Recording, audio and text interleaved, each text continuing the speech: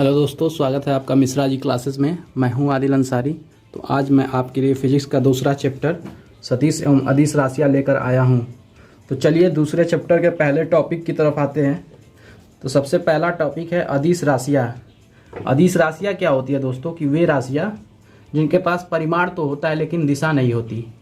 जैसे कि द्रव्यमान, जैसे कि आप 60 किलोग्राम के हैं लेकिन आप क्या इसकी दिशा बता सकते हैं?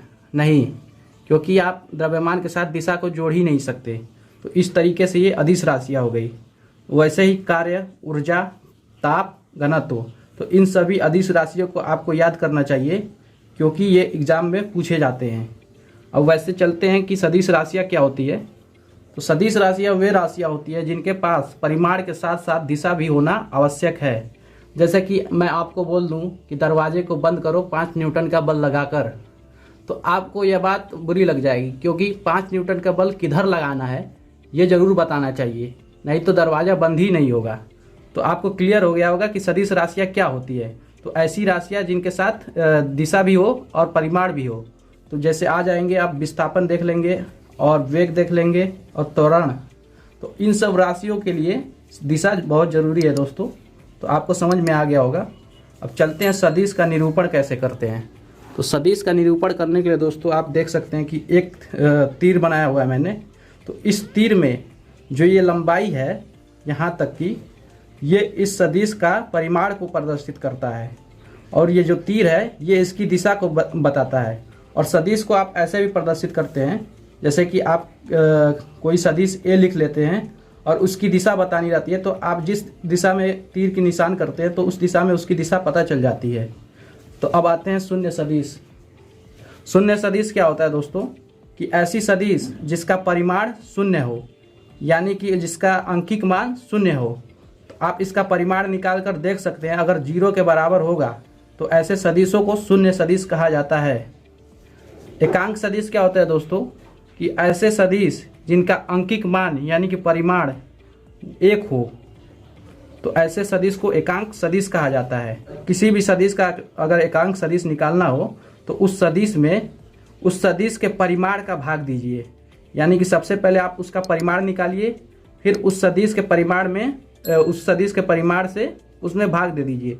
तो इस तरीके से एकांक सदिश निकाल सकते हैं। चलिए सदिशों के योग के बारे में देखते हैं। तो सदिशों का योग कब किया जाता है? जब दो सदिश एक ही दिशा में हो तो उनका योग होता है, यानी कि r बराबर vector a plus vector b।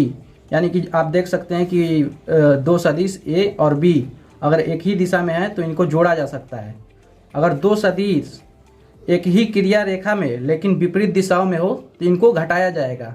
जैसे कि आप देख सकते हैं a माइनस b, तो आप लिख सकते हैं vector a minus vector b। तो इतना क्लियर हो गया होगा। तो चलिए दूसरे स्लाइड में चलते हैं। चलिए दोस्तों सदिशों के योग के नियम के बारे में देख लेते हैं। तो अगर दो सदिश है और समांतर चतुर्भुज की संलग्न भुजाओं के रूप में है, जैसे कि आप देख सकते हैं कि वेक्टर a यानी सदिश a और सदिश b, तो इसके लिए एक परिणामी का सूत्र होता है दोस्तों। जैसे कि इसका परिणामी आप देख सकते हैं इन दोनों के बीच में कहीं भी होगा। तो इसका सूत्र होता है परिणामी बराबर रूट में a² plus b² plus 2ab cos theta. तो थीटा क्या है दोस्तों? इन दो सदिशों के बीच का कोण, जैसे कि ये हो गया, तो इन दो सदिशों के बीच के कोण को थीटा कहते हैं। तो आप इस तरीके से इन दोनों सदिशों के परिमाणी के बारे में अंकिक मान निकाल सकते हैं। अब इन दोनों सदिशों के परिणामी का जो थीटा एंगल है ए से, तो उसके बारे में देखते हैं कैसे उसको निकाला जा सकता है।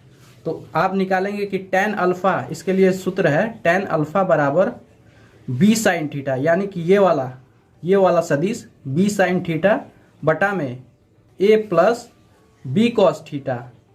तो इस तरीके से आप परिणामी का कोण निकाल सकते हैं किसी भी सदिश से।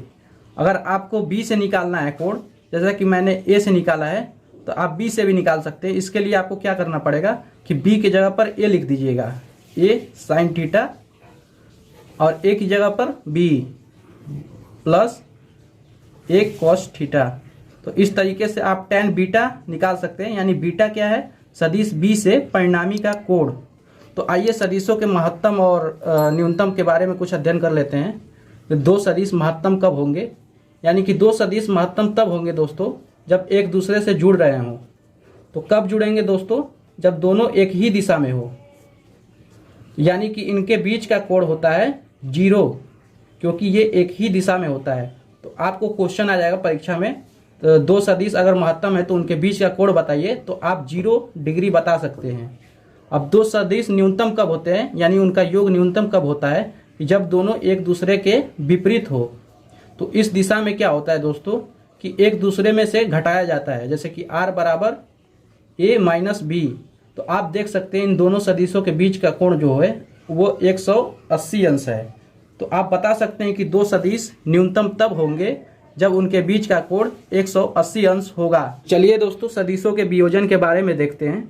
यदि कोई सदिश a x डायरेक्शन से थीटा एंगल पर है और इसका परिक्षेप x डायरेक्शन और y डायरेक्शन में, यानी कि घटक निकालना है, तो आप कैसे निकालेंगे।